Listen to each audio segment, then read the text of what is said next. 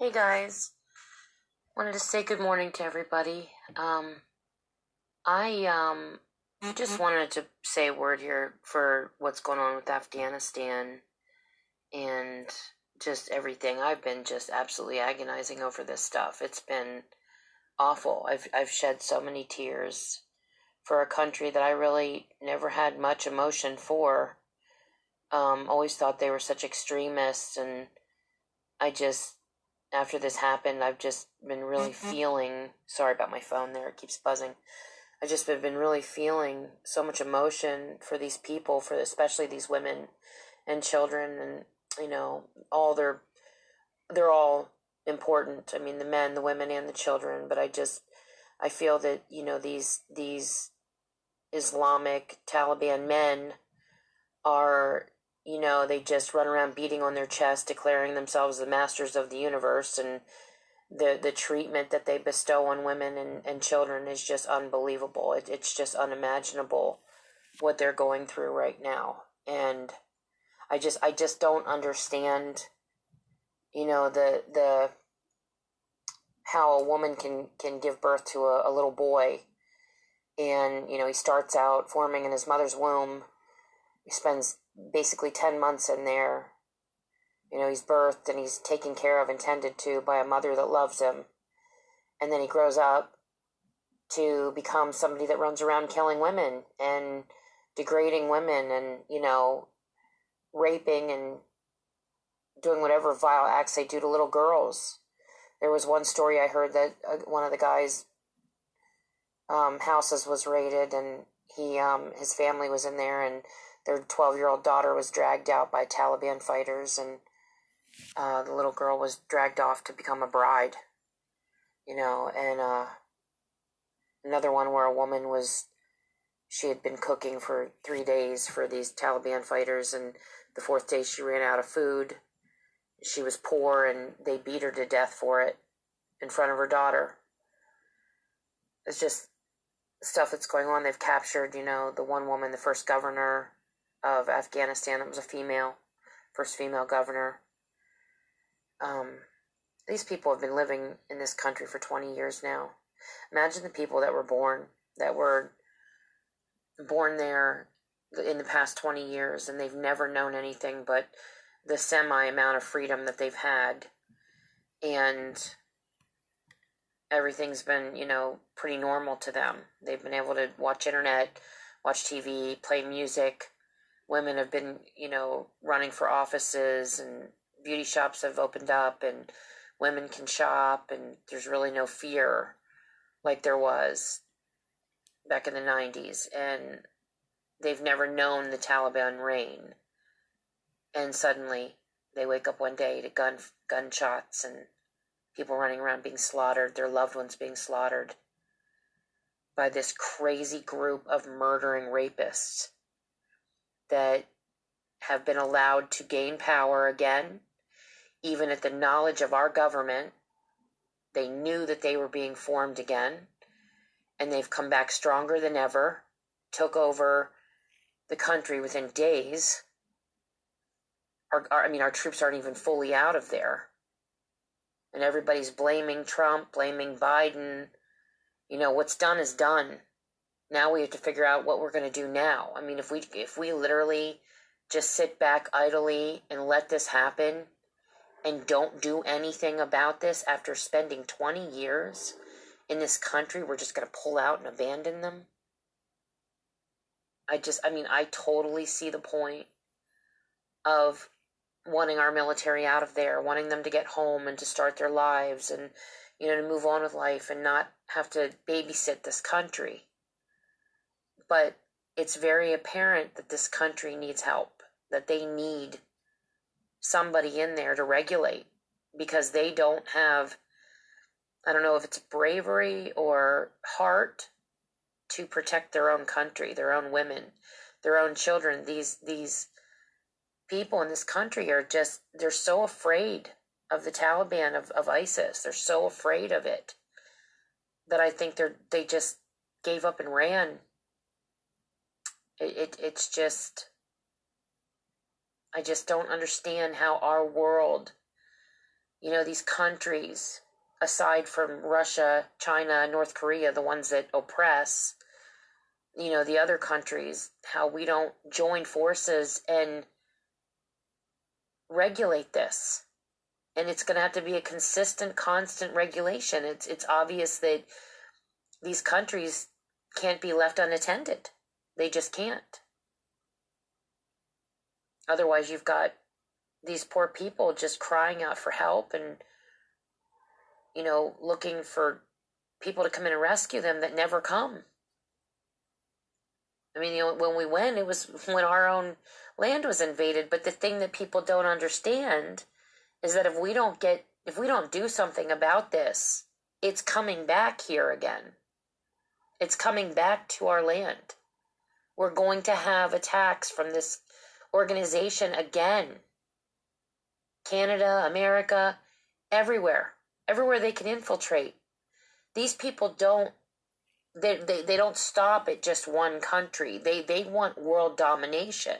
They believe that the Islamic cult is, the law, it's supposed to be spread throughout the world. That's what they've been taught. And they're willing to die for this. And if we think we're going to keep them out of our country, there's no way we're going to do that. They have to, we have to do something.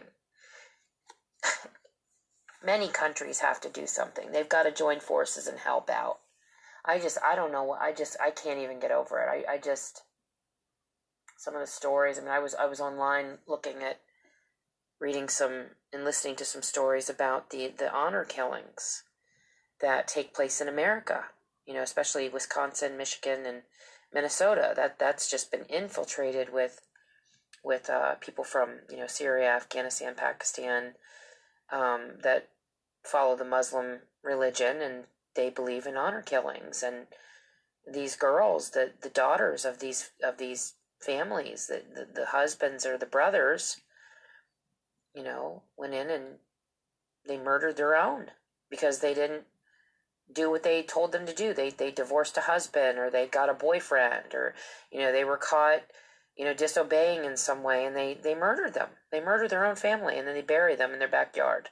There was one that the girl was found by our government. They actually went over and chased him over to the two of the killers that were her cousins. Chased him back over to, I believe it was Syria. Could have been Afghanistan. I can't remember. But they actually got extradition from the country, which was really abnormal. But somehow they pulled it off, and they got him back here, and they're serving life sentences in prison. But this is some crazy stuff. And I know a lot of people feel like, their lives aren't as important because they're so radical. These are people that are so radical, and they're extremists, even in the normal or the more normal phase of their society, that even though they're not part of Taliban or part of ISIS, that they're still extremists. And that's why I've always had, that feeling that, I've just kind of shied away from really having much emotion about this. But this time just really woke something up in me that just felt like, my God, these are human beings that matter. And, we're just pulling out of this country, and we're not going to go back. And that's one thing I want to clarify that's driving me a little crazy. Donald Trump, when he spoke about pulling out of this country, his words were that we were going to pull out of we were going to, bring our boys home, our men home, and we were going to see how things went. And if things got bad, we were going to go right back in there in force. And I feel like his heart was in the right place. And I feel that Biden's heart is in the right place. That they wanted it to end. They wanted to bring everybody home. And they just wanted it to be done with. But it's not. It's not done with. It's just getting started again. This is a complete repeat, only they're stronger. And we will have them infiltrate our country. So we really need to think about what we're doing here. and, make a decision that apparently this country cannot be left to be unattended, or somehow wipe out this mindset, this Taliban, ISIS cult that forms every time our back's turned. And I just don't understand how it got so strong and reformed again, and we did nothing about it. Our government knew about it. All the governments knew they were being, rearmed. They were reforming again, building an army, building a force. They were still killing people on borders. Things were still going on. I just don't know if they realized how big they had gotten and how strong they had gotten. But either way, the damage is done. It's still being done daily. But my fear is that not only for the people that are over there suffering right now, especially the women and the children, and the mentality of these male Taliban terrorists, these rapist, murdering bastards that are over in this country, inflicting so much harm.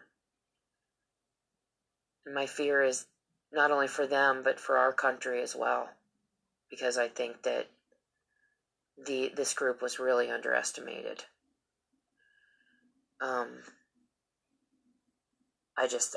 We need prayer. That's the whole reason I came on to say a few words about this. We need to pray for this country. We need to pray for our country. Not only are we dealing with COVID, now the Taliban is back. And every promise these people make is a lie. For our government, for these people, the news reporters are writing up articles about how the Taliban is agreeing to this, and they're claiming that they want, their sisters to, stay in government offices, and they still have women's rights. And I'm just like, that is such BS. They're dragging 12-year-old girls out to become their brides. They're killing people that aren't cooking for them. They're murdering people. People are disappearing left and right, male, female, and children. They lie. They're liars. You can't believe anything that these people say. Nothing, not one word. They're terrorists. They're not going to tell the truth or stick to any of their promises. This is ridiculous. I can't believe they'd even humor that, to write about it. So, please just pray. I can't even imagine what this has been like for them, especially the youth, the ones that have been born in the last 20 years and have just known their country to be somewhat normal. And now this has taken place and they've never experienced this before. I can only imagine. I can't imagine. I don't ever want to imagine. I'm afraid for all of us. This is some real end time stuff that I really just pray that Jesus returns soon. I really do.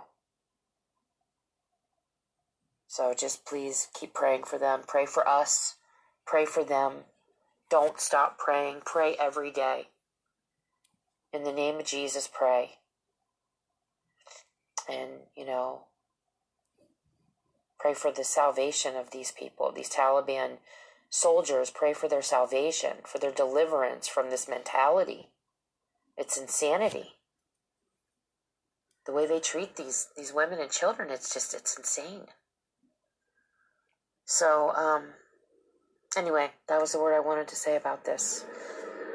And I am going to start in on the show. The show tonight is about something that's very interesting. Hang on, let me get a drink here. I should say today. It's daytime. There was a girl that had messaged me on my Facebook site that I run. Give me 1 second. My computer. Okay, computer. Of course it's glitching on me. I have everything on my computer, so. But like I said, just please pray. pray, pray, pray like crazy for these people, because they're going to need it. They really, really are going to need it, and we're going to need it.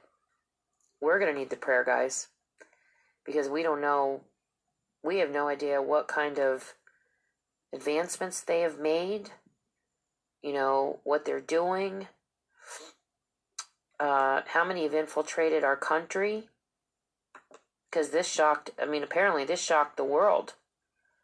So we're in trouble. There's a topic of conversation within the cryptid world, and this is something that I knew nothing about. I just heard about it the other day. There was a woman that came on my Facebook, and she asked me if I had ever heard of something called the knot deer. And this is a really bizarre name. And I was like, the knot deer? I mean, what the heck is that? That sounds crazy. So I told her I would look into it, and what I found about it's almost like, kind of reminds you of a skinwalker, but I don't think it is a skinwalker. It sounds a little bit odd and a little bit different. So the knot deer has moose-like bodily proportions, speeds of up to 30 miles per hour, maybe more, sometimes described as abnormally large. Many sightings are in Virginia, Appalachia basically. Feels predatory, diet unknown, inhabits Appalachian forest. So the creature is a deer, at least at first glance. There is clearly something wrong about it. Almost everything about this thing is wrong. But a deer is the only thing that comes to mind when one tries to describe it. The knot deer is a bit of urban Americana from the Appalachian region. Many people have had incidences where they find themselves, many times alone, in the wilderness or driving home and cross paths with a deer, or at least what looks like a deer from a distance. Upon closer inspection, people have found that the proportions are simply off.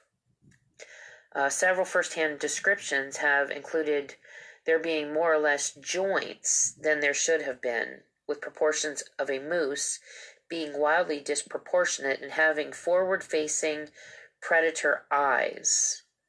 One witness described the experience as being deeply unsettling. All reports have noted that this creature just feels off, or that a sort of sentience is detectable. Sorry about my nose, it's a little stuffed up here. Give me 1 second here. Okay, I lost my place. In a couple different cases, some form of knot deer were said to have only 2 hind legs. In one of these cases, it had arms with hands in place of 4 legs. Chronic wasting disease is often brought up as an explanation to these kinds of occurrences.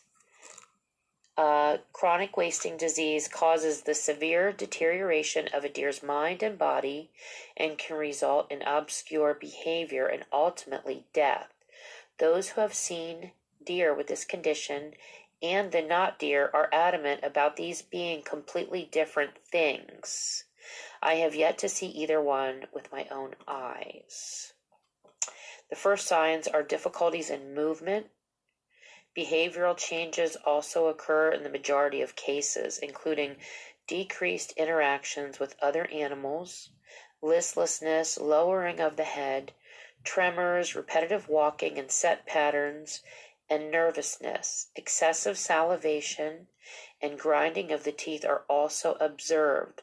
Loss of fear of humans and appearance of confusion are also common. So this is, this cryptid, I guess it would be considered a cryptid, is, you don't hear a lot about this, but it's interesting because at first your mind kind of goes to skinwalker, but this doesn't sound just like that. This sounds like it's actually something all of its own. It's not, the chronic wasting disease, the people clearly said that you can tell a big difference. Like, you can feel when you encounter one of these that there's a sense of evil and something's really off. Okay. Anyone who spends a decent amount of time in Appalachia knows the knot deer. If you've gone on the Blue Ridge Parkway at night, you've probably seen him. Well, hopefully not. Now keep in mind, if you don't live in an area with a lot of deer, deer are freaky bastards on their own. They're really big, extremely agile, moving surprisingly quietly, and are extremely durable. It's not unheard of for someone to hit a deer and total their car. Once I heard a story of a man who hit a deer on accident and decided to take it home and at least get some good meat out of a bad situation. On the drive home, the deer woke up and absolutely shredded the inside of this man's trunk. They're very cute, but you definitely don't want to mess with one. Just keep that relationship in the back of your mind. The knot deer is more or less what I'd call a folk cryptid, at least from what I can understand. Everyone has their story about it. They're all somewhat similar. You're in a car at night in a rural, heavily wooded area and probably a bit lost. It's not wildly uncommon to see an opossum crossing the road. See blips of little animals with your headlights. You see a deer, so you, your friends, go, "Oh, deer," and slow down in case it leaps in front of you. Then you see it more clearly. There's just something wrong about it. There's something about its eyes. You feel your stomach get heavily like a rock, the hair on your head and neck raise. You sense intelligence that you shouldn't.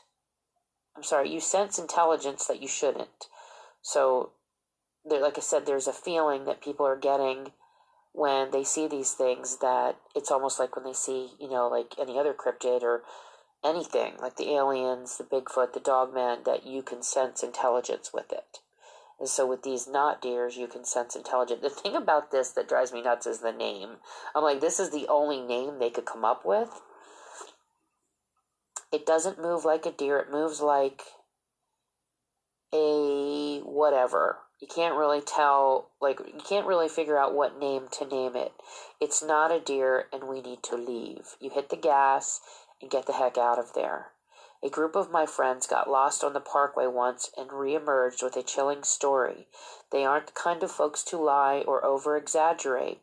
Among other freaky stuff that happened, the driver claimed she saw a deer in the road. Then she noticed the deer was on 2 legs. A couple stories about the knot deer. I have a story about the knot deer from 2 summers ago. I lived deep in the Appalachian Mountains at the time. Unlike the foothills I'm in now, I was wandering in the woods probably 2/3 of a mile from my house at that point, as one does when they live 2 miles down a twisting dirt road with the nearest town, and therefore things to do. 30 minutes away, when I heard brush moving. I knew it was probably a harmless animal, a possum or a deer, maybe a particularly destructive rabbit, and I turned to look.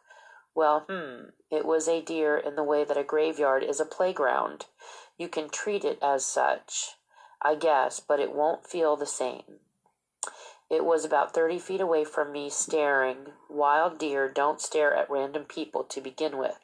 They just run away. Well, they don't stare much. Sometimes they do. It was breathing hard, and making a low, rumbling sound. I didn't really know what to do, and I hadn't really thought about the dangers of going near wild animals, even if they are harmless deer. Harmless is in quotes. So I went towards it. I swear to God, this thing's eyes blanked out, and it took a couple of jerking steps forward, moving really strangely, and I flinched because what the hell? And then it ran off to the side while staring at me until it was about 50 feet away. It was deeply unsettling in a way that I can't explain, and I know this thing was not quite a deer. I sprinted all the way home. So this person was on foot. That's not cool at all. 1 second here. Gotta get a drink. Okay, I have another story. I've seen something like this myself. I would say the joints went the wrong way. but it was more that there might have been more or less joints than you'd expect. The bends were not where the bends go, and the shape of the face was wrong in a way I'd describe as you have a friend who only draws wolves. They're really, really, really good at wolves. You want them to draw a deer. They try their best, and neither of you are exactly pleased with the results. There was also an issue of scale, like you gave a deer the proportions of a moose. So they're massive. Moose are huge. I've heard deer comes from dior, which just means beast, or quadruped. So it was definitely a deer, but 100% not a deer. So it's just like you see something that appears to be like a deer, and once you really look at it, you see that it has like kind of like a deer, but it just doesn't look right. There was a story that I had seen on these and some pictures somebody had. They took some nighttime pictures on one of those cameras at nighttime, and these deer, there was about 3 of them standing around. They had teeth they didn't look right. The teeth were sticking out, like they were making snarling faces at the camera. The one was. And they were leaning down and they were eating an animal. As far as I know, deer do not eat animals. They don't eat meat. So that was really, really strange. And these things looked really weird. And the front legs were bent backwards. Okay, so I collect spooky stories from other people, and a friend once told me about driving back from a ghost hunt out in southeast Oklahoma, seeing what they described as like a deer that stood in the middle of the road and refused to move. So when one of them got out to go shoo it away by hand, they all realized about the same time that it was only almost a deer. They described the collective reaction as wildly disproportionate to what they remember having seen, which was just not quite a deer.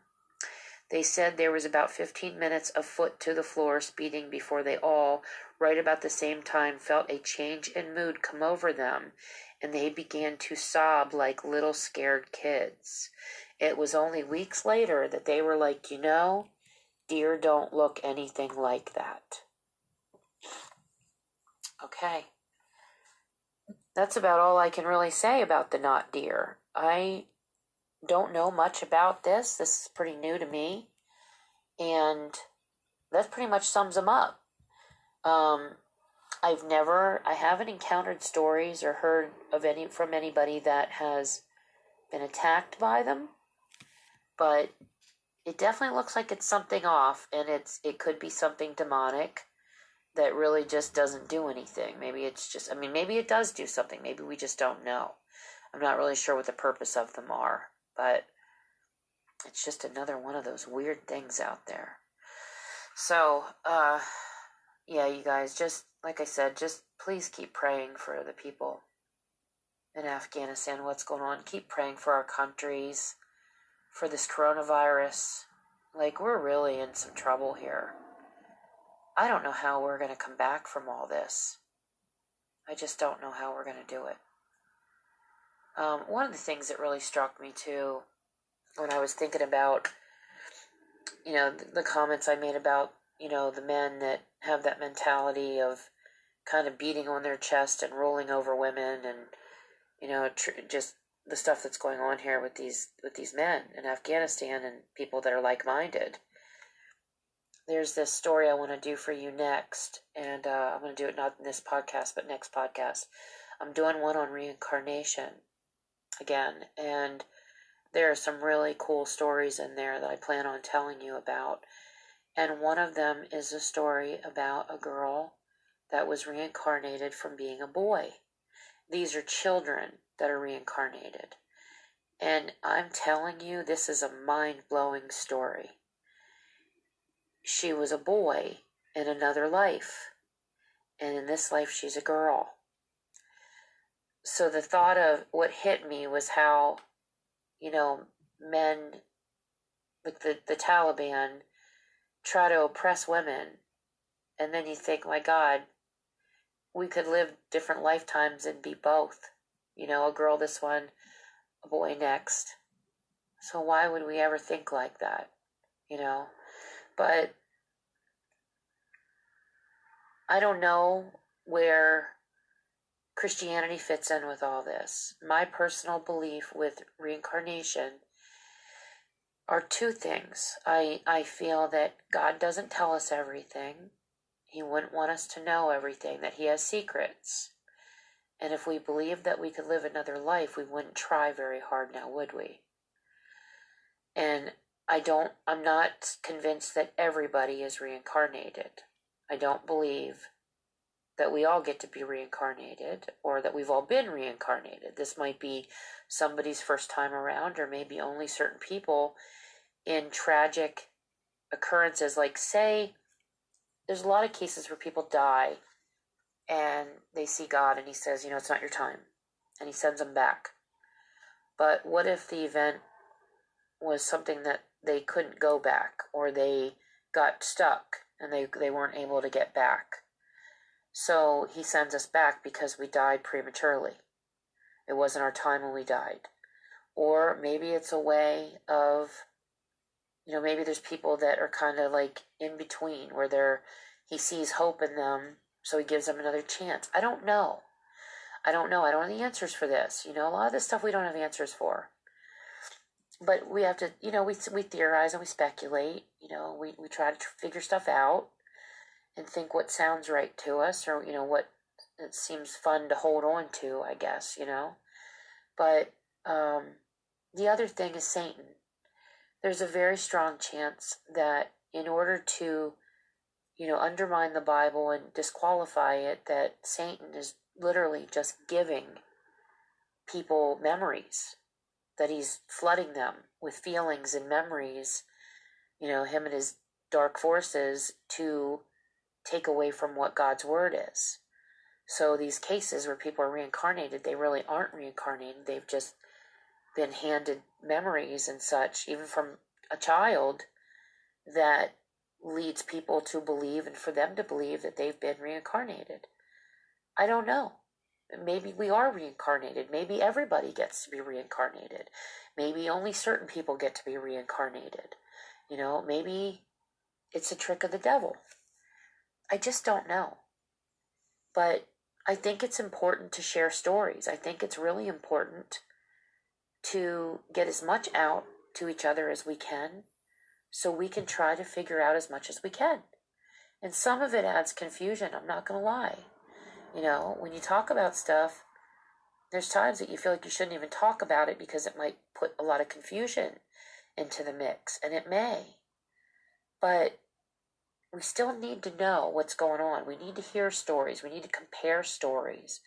We need to get as much information as we can and make our own discernment and decisions here, and have God pray and ask for, revelation and for the truth to be revealed. Pray. And the one thing I got on David Paulides had, I know I talk about him all the time. He's like our leader. Like, David Paulides, I feel, is like, he's just like such a role model for everybody. He's just such a good, kind person. Been through a lot lately, and has worked so hard at, putting his reputation and things on the line to bring the truth out to people. A true investigator, and really doesn't offer his opinions like I do. I offer my opinions way too much. And sometimes I say things that come out wrong. So bear with me, because there's times when you say something and it just didn't come out the way you meant it, like the way you worded it. And then you're like kicking yourself later saying, I shouldn't have said it like that, because it sounded bad. But, he's just, I don't know, he's just an amazing person. But he had his last podcast, and I wrote to him, I said, David, as I was listening to some of this stuff, I was listening to these reincarnation stories, and people write in, and you hear stuff, and you read stories, and I had a thought, Because David's always talking about people that end up missing and they disappear and they're never found, or they're found dead. And some people are found, but they're always really confused. And they have like no memory of them, of where they were. Most of them. There are a few that have had memory, and it just didn't make sense to people because they can't get past what we've been taught. And I wrote to him and I said, have you ever had any people that you've spoken to that have written in about being reincarnated, and they have memories of an abduction? They have memories of being abducted by a Sasquatch or a dogman or an alien, or something happened to them out in the woods or camping, fishing, hunting, anywhere, and they somehow ended up in a different dimension. Have you ever had anybody write to you that claimed to be reincarnated and remembered their death? And I haven't heard back, but I thought, how fascinating would that be to actually have, we hear these reincarnation stories where people have, they go into a hypnotist and they get to go back in time and they get to relive their previous lives. They see things, or they just remember. I mean, in these cases that I have, that I want to tell you about next podcast, these kids have always remembered every detail. No hypnosis was needed. They just remembered every detail. And they knew their life. They knew who they were. And they knew their family.